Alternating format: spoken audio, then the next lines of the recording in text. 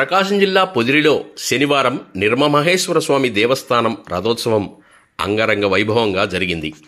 రథోత్సవానికి రాష్ట్రం నలుమూలల నుండి భక్తులు వేల సంఖ్యలో పాల్గొన్నారు.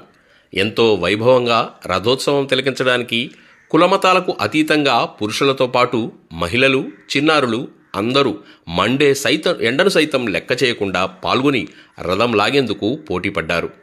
రథోత్సవానికి వచ్చే భక్తులకు అనేక మంది దాతలు భోజనాలు, చల్లని పానీయాలు ఏర్పాటు చేశారు. మానవతా స్వచ్ఛంద సేవా సంస్థ, ఫ్రెండ్స్ యూత్ మరియు 3 మండలాల ఫోటోగ్రాఫర్స్ అసోసియేషన్ ఆధ్వర్యంలో భక్తులకు అన్నదానాలు, పానీయాలు అందించారు.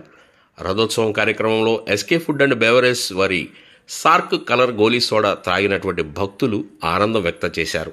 సార్క్ కలర్ గోలీ సోడా తయారీ కేంద్రం మన పొదిల్లోనే ఉండటం విశేషం అని భక్తులు అన్నారు.